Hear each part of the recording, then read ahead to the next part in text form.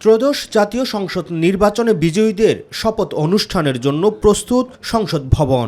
দক্ষিণ প্লাজায় আয়োজন করা হয়েছে মন্ত্রিপরিষদের শপথ অনুষ্ঠানের।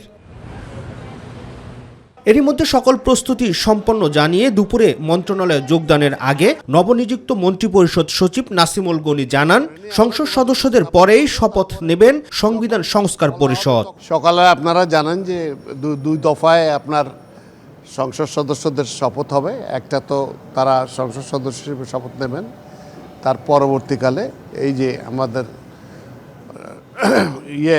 সংস্কার সেটার জন্য শপথ নেবেন এবং বিকেলে যে মন্ত্রিসভার শপথ হবে। নতুন মন্ত্রিসভার জন্য কী ধরনের প্রস্তুতি নেওয়া হয়েছে জানতে চাইলে গণমাধ্যমের কাছে প্রস্তুতির নানা দিক তুলে ধরেন তিনি।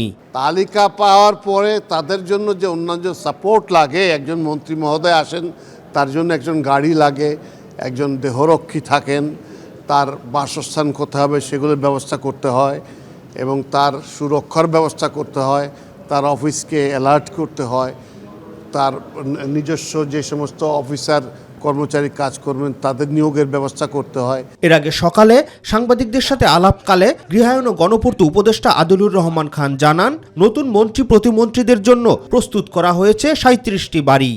এখন পর্যন্ত আমরা 37টা বাড়ি রেডি করে রেখেছি। মিন্টু রোড, এই হেয়ার রোড, ধানমন্ডি এবং গুলশান মিলিয়ে এই পর্যন্ত এটা রেডি আছে। আর প্রয়োজনে আরও কয়েকটা বাড়িও তৈরি করার প্রস্তুতি চলছে। এদিকে এখনও নির্দিষ্ট হয়নি শপথের পর কোথায় থাকবেন নতুন প্রধানমন্ত্রী। রাকিব হাসান, মাইটিভি, ঢাকা।